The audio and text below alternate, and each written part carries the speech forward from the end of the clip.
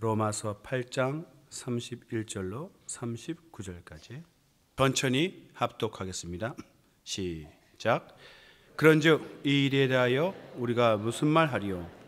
만일 하나님이 우리를 위하시면 누가 우리를 대적하리요? 자기 아들을 아끼지 아니하시고 우리 모든 사람을 위하여 내어주시니가 어찌 그 아들과 함께 모든 것을 우리에게 은사로 주지 아니하시겠느냐? 누가 능히 하나님의 택하신 자들을 송사하리요? 의롭다 하신 이는 하나님이시니 누가 정죄하리요? 죽으실 뿐 아니라 다시 살아나신 이는 그리스도 예수시니 그는 하나님 우편에 계신 자요 우리를 위하여 간구하시는 자시니라. 누가 우리를 그리스도의 사랑에서 끊으리요? 환난이나 곤고나 핍박이나 기근이나 적신이나 위험이나 칼이라. 기록된 바 우리가 종일 주를 위하여 죽임을 당케 되며 도살할 양같이 여김을 받나이다 함과 같으니라. 그러나 이 모든 일에 우리를 사랑하시는 이로 말미암아 우리가 넉넉히 이기느니라. 내가 확신하노니 사망이나 생명이나 천사들이나 권세들이나 현재일이나 장래일이나 능력이나 높음이나 깊음이나 다른 아무 피조물이라도 우리를 우리 주 그리스도 예수 안에 있는 하나님의 사랑에서 끊을 수 없으리라. 아멘. 감사는 은혜 받은 자의 당연한 모습입니다. 하나님의 은혜를 받았고 하나님의 사랑을 깨달은 자는 당연히 하나님께 감사를 하게 됩니다. 우리가 어린 신앙일 때는 받는 것만 좋아하고 사실 감사할 줄은 잘 모르죠. 이 감사한다는 것은 성숙한 믿음, 즉 성숙한 자의 모습입니다.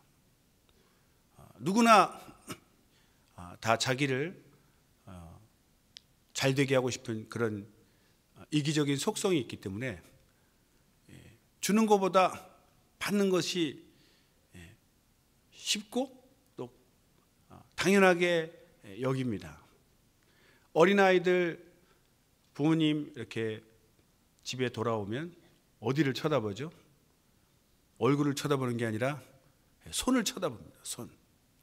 손에 뭐가 들려져 있으면 확 달려가 가지고 아버지를 껴안고 감사합니다 이렇게 포옹하는 것이 아니라 독수리가 토끼 채듯 날쌔게 달려가서 그 손에 있는 선물만 탁 채가지고 자기 방으로 들어가죠. 그 아버지는 아이가 좀 기뻐하는 모습 보고 싶은데 아주 날렵하게 채가지고 들어갑니다. 아니면 손에 아무것도 없으면 그리고 또 쌩 들어가겠죠. 자녀들은 기억을 잘 못하겠지만 맛있는 과자를 갖고 오면 얼른 또 채가죠. 아버지도 그 맛이 뭔지 안 먹어봤으니까 맛 좀 보고 싶어서 나도 하나 줄래? 그러면 싹 이렇게 숨기고 안 주죠. 금방 그 과자를 준 분이 아버지 주신 분이 있는데 그 주신 분이 하나 달라 그래도 당연히 줘야 될 것 같지만 안 줍니다. 받는 순간 자기 것이죠. 어릴 때는 받는 것을 좋아하고 주는 것이 어렵습니다. 그러니까 하나님 믿는 우리도 육신적으로 나이를 먹었을지라도 하나님께서 뭘 주시면 되게 기쁘죠. 그래서 간증을 해도 어떤 분은 그 받은 것이 기뻐서 간증하는 분도 있어요. 내가 이거 받았다, 저거 받았다.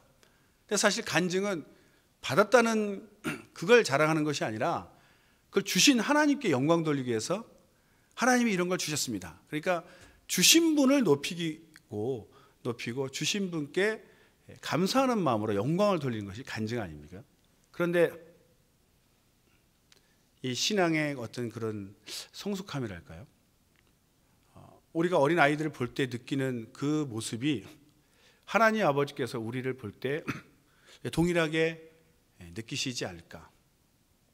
또 부모의 마음은 먼저 인생을 살았기 때문에 자녀를 사랑하니까 조금이라도 고생을 덜하기 위해서 이것은 해라, 뭐 이것은 하지 마라 이렇게 많이 가르치고 지도를 합니다.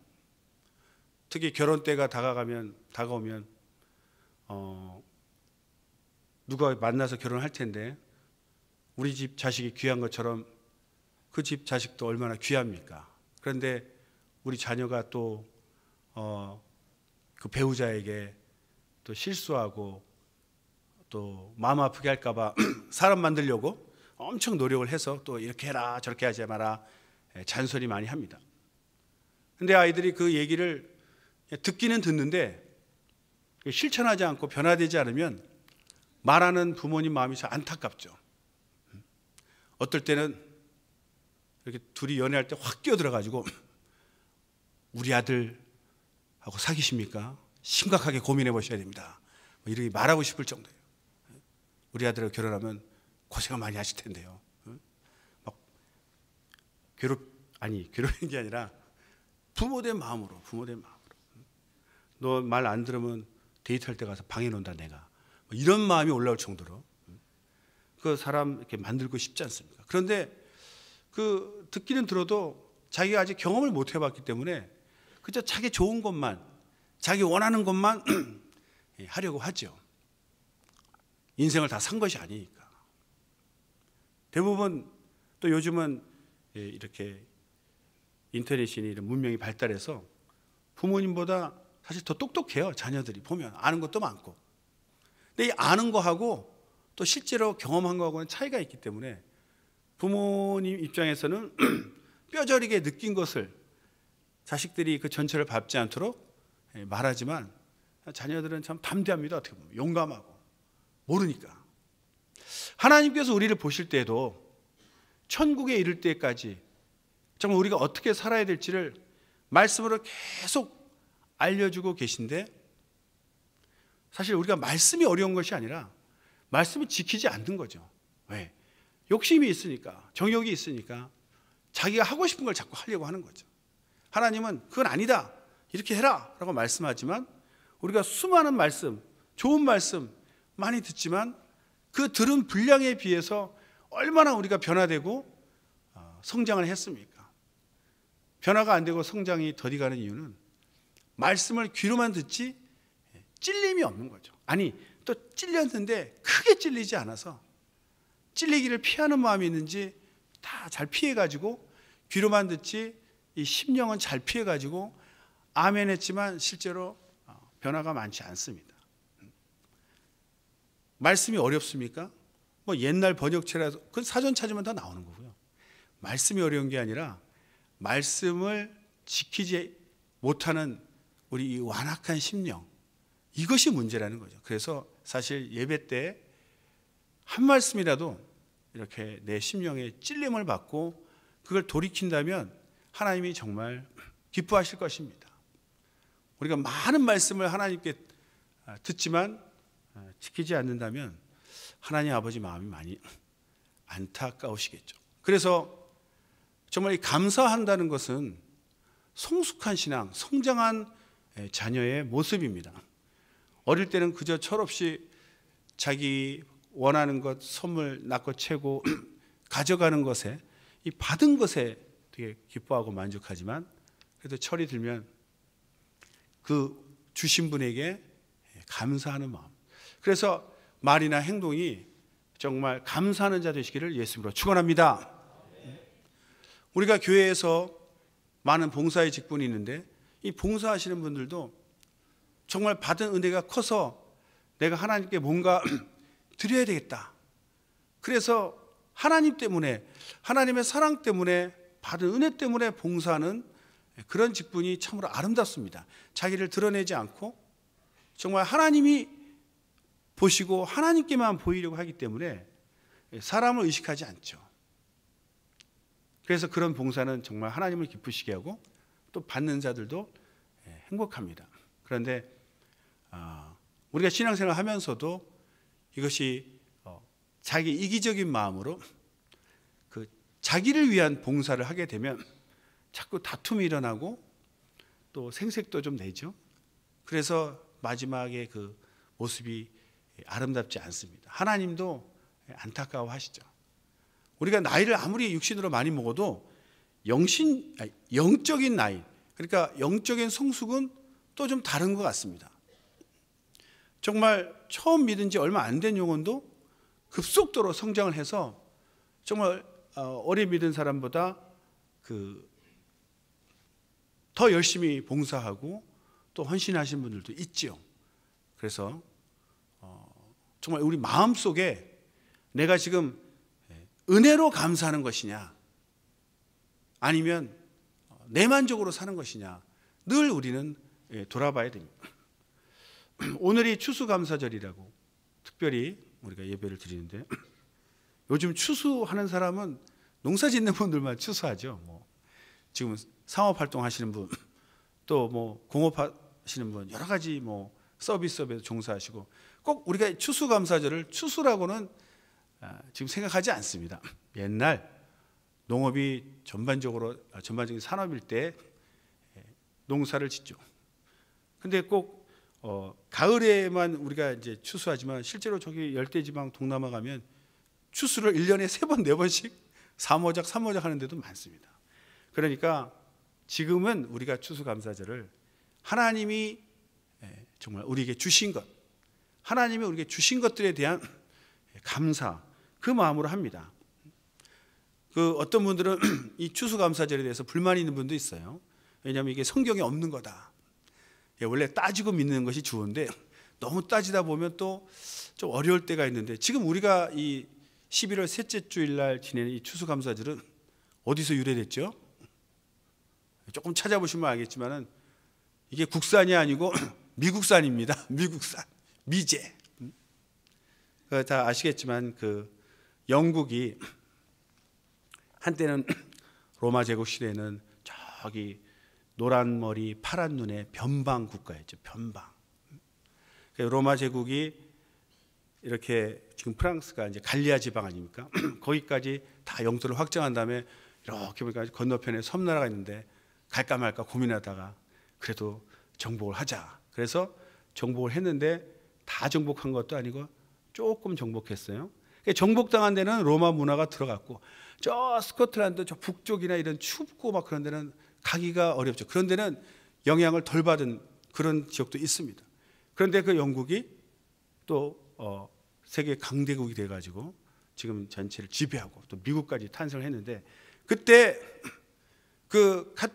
로마 제국이 들어간 곳에 카톨릭도 들어갔습니다. 그래서 전 유럽이 카톨릭 믿고 있는데, 그중에 영국의 이제 국왕이 교황말 듣기 싫어했죠. 헨리 8세가 내가 결혼을 하고 싶은데, 저 여자하고 결혼하고 싶은데 교황이 하지 마라 이러니까 자기가 이제 교황의 반기를 들고 새로 만든 것이 이제 성공회 아닙니까? 그러니까 영국은 성공회도 있고 카톨릭도 있고 또 순수하게 이제 집례파, 기독 개신교파도 있는 거죠. 그런데 여왕이 이렇게 왕이 바뀔 때마다 카톨릭이 힘을 잡으면 또 나머지를 핍박하고, 또 성공회가 왕이 힘을 얻으면 또 나머지 카톨릭과 개신교를 핍박하고, 그러니까 항상 양쪽에서 얻어받는 동네북 같이 되니까 도저히 신앙생활을 할 수가 없다. 나는 이렇게 사람이 머리가 된 그런 종교 밑에서는 하나님을 온전히 섬길 수 없다. 그래서 메이플라워를 타고 대서양을 건너서 이 신앙의 자유를 찾아서 대서양까지 건넙니다. 그래서 도착한 데가 미국 땅이죠. 신대륙. 플리머스에 도착을 했는데, 그 땅이 지금의 미국 뉴욕이나 이런 버스턴이 얼마나 발전해 있습니까? 그러나 그 당시는 그냥 척박한 땅이죠. 도착해가지고 땅도 다르고 기후도 다르니까 농사도 제대로 못 짓고, 그럴 때 이제 그때가 한 1620년 플리머스에 도착을 했는데 농사도 못 짓고 힘들게 해서 많이 죽고 얼마 이제 생존자도 많지 않았어요. 그럴 때 인디언들이 도와줬어요. 우리가 서부 영화 보면 인디언 중에도 이제 사람도 개성이 있지만 이렇게 사나운 부족이 있고 또 이렇게 온순한 부족도 있습니다. 그래서 완파노아그라는 인디언 부족이 백인들이 와가지고 고생하는 거 보고 옥수수 재배법 같은 거 이렇게 알려줘가지고 그들이 무사히 이제 살아남게 돼서 그 다음 해 굉장히 가을에 풍족하게 그 수확을 거뒀습니다. 그러니까 그 고마운 마음에 이제 인디언 그 알려진 인디언 부족을 불러서 함께 잔치를 했어요. 그것이 지금의 추수감사절의 유래입니다. 실제로 추수감사는 모든 민족에게 있었죠. 영국에도 있었고 인디언에게도 있었고 우리나라도 있었습니다. 그 옛날에. 그래서 그 풍습을 이제 미국 국가에서 추수감사절로 이제 여기고, 그들은 이제 청교도들이니까 하나님 믿으니까 이제 예배를 드렸죠. 그것이 우리 유래가 돼서 정착된 것이 이제 한국에 온 미국 선교사님들에 의해서 우리도 이제 추수감사절을 지내게 됐습니다. 뭐 어떻게 생각하면 우리나라 원래 전통 추수감사가 추석 아닙니까? 추석날 추수감사절을 해도 됩니다. 날짜가 중요한 건 아니라고 생각해요. 그런데 어쨌든 선교사님들이 이렇게 전례해 준 대로 우리가 이제 셋째 주에 추수감사절을 합니다.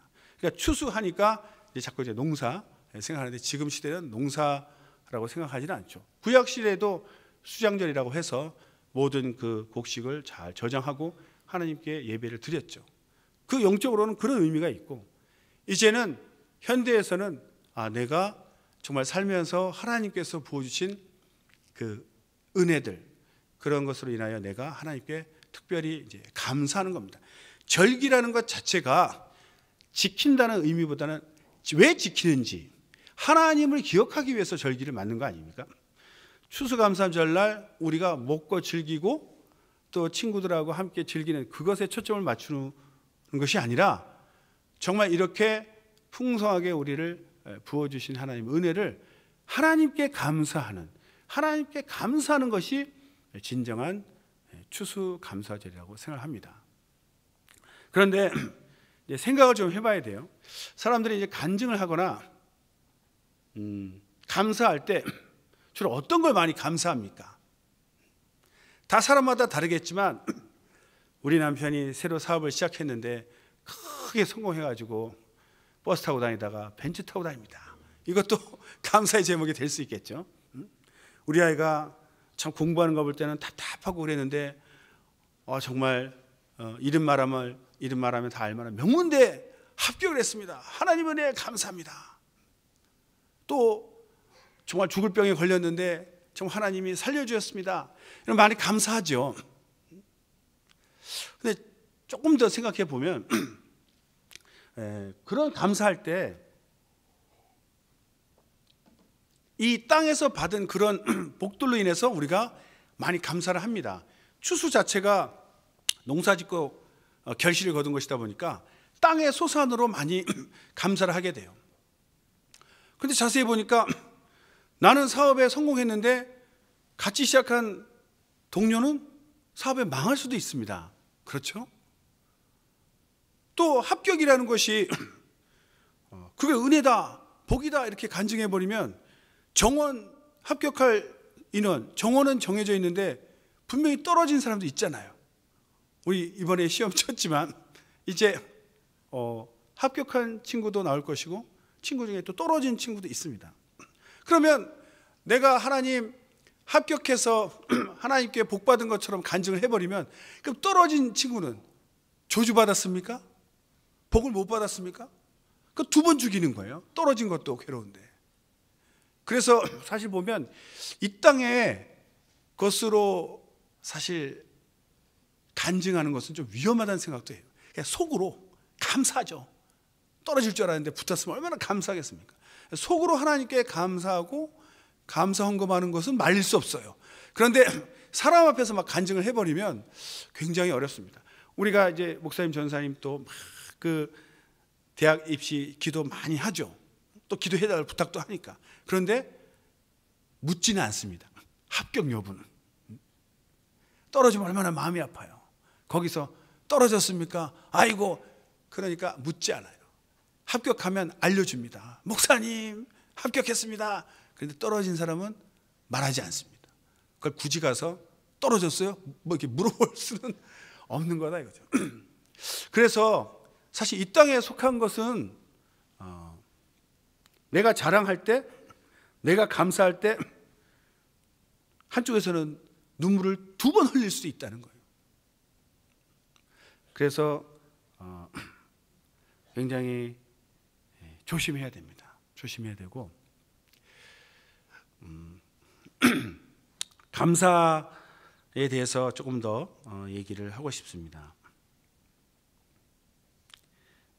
이렇게 받은 것들이 많아서 기도의 응답도 받고 이렇게 체험을 받아서 하나님께 감사하는 것은 누구나 할 수 있어요. 사실 해야 됩니다. 마땅히.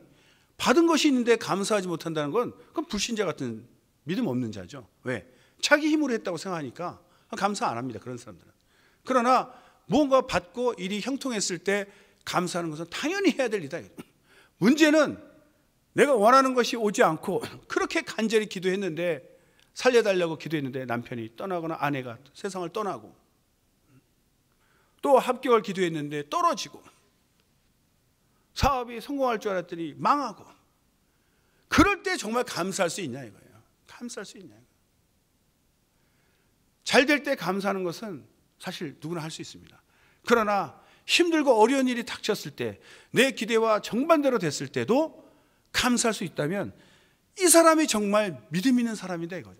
정말 믿음 있는 사람입니다. 그리고 그런 상황에서도 끝까지 감사합니다. 실제로 그 어려운 일을 닥쳤을 때 감사하는 사람은요, 깨달음이, 큰 깨달음이 옵니다. 사람마다 좀 다르겠지만, 첫 번째로는 내가 그동안 이렇게 누리고 있던 것들, 그것들에 대해서 당연하게 여기고 감사하지 않았던 것을 잃어버리고 나면 그것이 얼마나 소중했는지 많이 깨닫게 됩니다. 제일 중요한 것 중에 하나가 가족인데요. 가족과 함께 살 때는 맨날 싸우죠. 옆에 있으니까. 맨날 다투는데 가족과 뚝 떨어져서 가족 없이 살아보면요, 정말 이 대화할 사람이 없다는 게 얼마나 힘든 것인지 압니다. 표정이 없어져요. 사람이 막 같이 대화하니까 웃기도 하고 싸우기도 하니까 이게 막 감정이 생기니까 표정도 이게 살아있죠. 아무도 없는데 혼자 있어 보세요. 웃을 일도 없고 화낼 일도 없고 얼마나 편합니까? 대신에 사람이 표정이 없어지는 거예요. 무인도에서 한 3년만 살면 얼굴 근육이 다 굳어가지고 이렇게 멍청이가 돼가지고 그렇게 올 수도 있습니다. 그러니까 내가 가지고 있던 것들에 대해서 정말 그것이 얼마나 귀한 것들이었는지 새로 깨닫고, 다음에는 정말 하나님 주신 것들에 대해서 정말 감사할 수 있게 되죠. 또 하나는 본인이 이제 아프거나 어렵거나 뭐 삶이 망하거나 힘들어지면 그런 처지에 있는 사람들까지 이해하고 도울 수 있는 마음이 생긴다는 거예요. 내가 모든 것이 형통할 때는 그렇지 못한 사람들에 대해서 돌아보는 마음 갖기가 사실 쉽지 않습니다. 뭐 사두개인처럼 자기 부를 자랑하기 위해서 슬쩍 이렇게 뭐 도와줄 수 있겠지만, 진짜 그 사람들이 얼마나 어려운 처지에 있는지 알 수가 없죠. 정말 성령 충만하고 막 몸도 건강하고 감격만 알아보지 않은 그런 사람은요, 정말 무섭습니다. 몸이 아파가지고 목사님 기도 좀 해주세요, 뭐 축사 좀 해주세요 이렇게 다가가면 해주기 전에 집사님 뭘 잘못했습니까? 하나님께 죄 지은 거 있나요? 완전히 추궁해 11조 떼먹었습니까? 부터 해가지고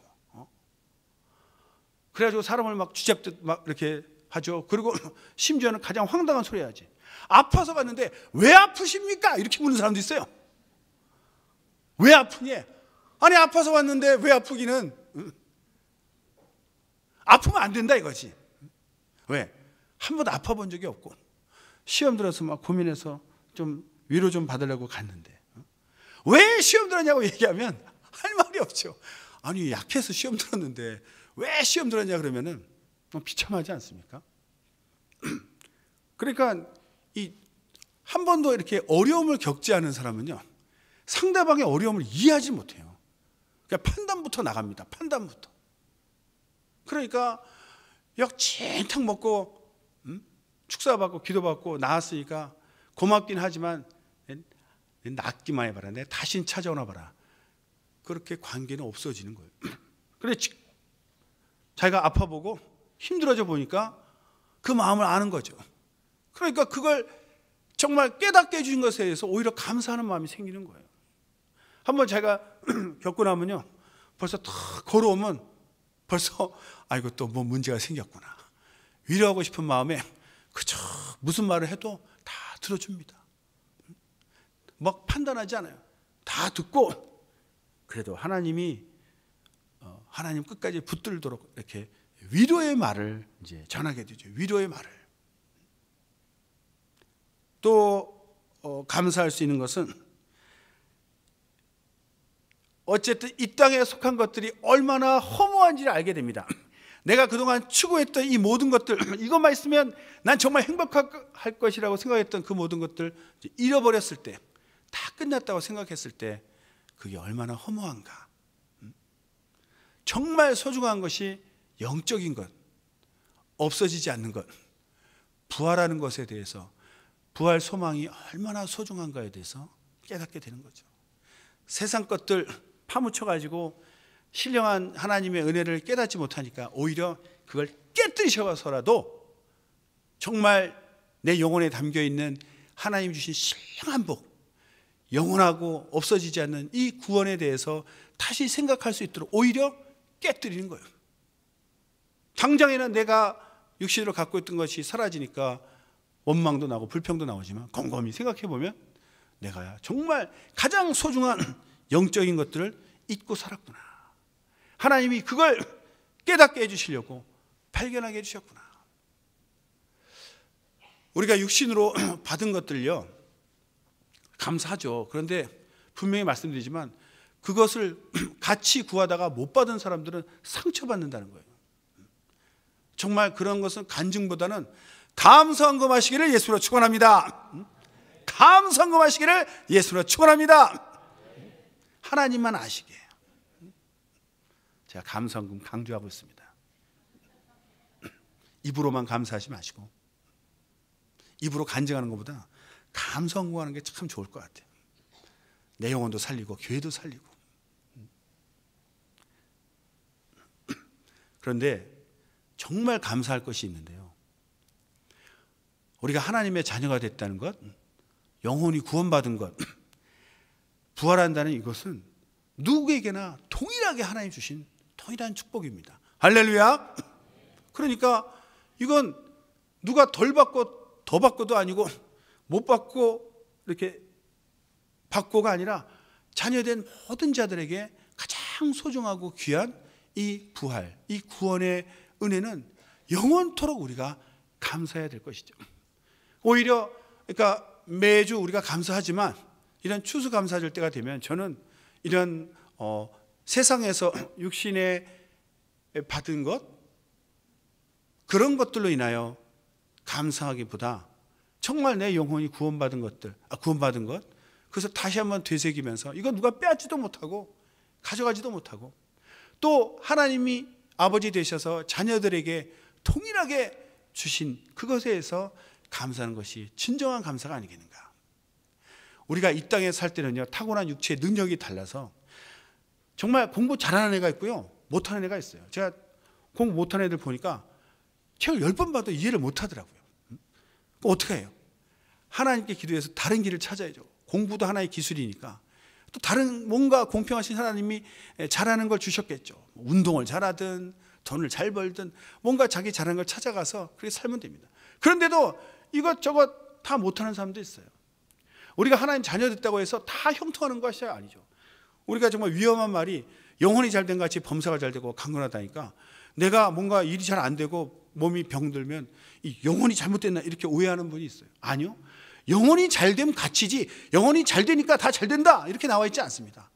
잘된 것 같이 나머지도 잘되기를 바라지만 안 될 수도 있다는 얘기예요. 문장을 잘 읽으셔야 돼요. 부자와 나사로 비유가 왜 나왔습니까?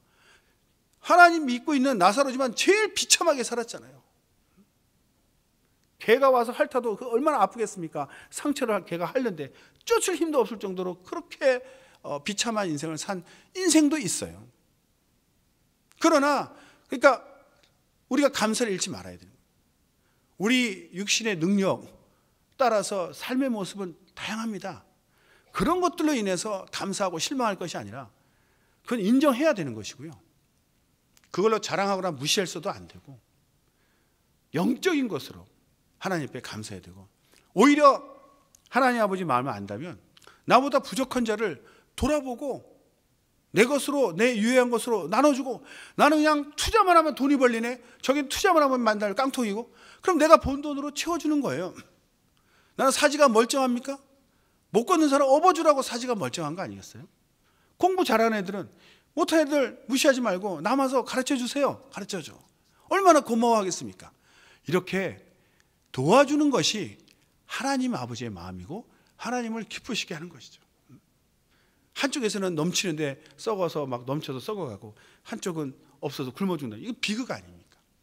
그래서 하나님을 믿는 우리들은 하나님 아버지의 마음을 알고 내가 받은 것으로 남을 도와줄 수 있는 그런 마음이 정말 감사한 것이죠. 우리가 김장 이 행사를 하는 것도 얼마나 기쁩니까? 우리 그럴 기회를 갖지 못했죠. 그저 우리끼리만 그저 잘 되고, 또 우리 안에서도 서로 경쟁해가지고 내 영혼만 이렇게 잘못된 신앙생활을 하다가 드디어 하나님 아버지 뜻대로 내 유해한 것으로 부족한 자를 돌아볼 수 있다는 것이 얼마나 감사합니까? 이런 것이 진짜 추수감사절이죠. 추수감사. 우리가 하나님 앞에 추수감사절을 맞이해서 정말 내 영혼이 구원받은 것, 영원토록 감사할 수 있는 것을 정말 감사하시고, 이것이 세상에서 어떤 아무리 많은 것을 받았다 할지라도 영혼 구원받은 것만큼 크겠습니까? 그래서 우리는 항상 내 영혼이 구원받은 것으로 인하여 크게 감사하시고, 또 내게 주신 어떤 능력으로 남보다 뛰어난 것이 있다면 그 뛰어난 것으로 부족한 자들을 섬기고 돌아보셔서 예수님이 진정 이 땅에 오신 목숨까지 내어주시고 또 섬기러 오셨다는 그 말씀을 실천하는 감사절 되시기를 예수님으로 축원합니다. 할렐루야. 기도하겠습니다. 정말 하나님 아버지의 마음을 알고 그 사랑을 알고 내게 주신 그 구원과 또 복을 나눠주는 자 될 수 있도록, 섬기는 자 될 수 있도록 예수여 도움으로 기도하십니다.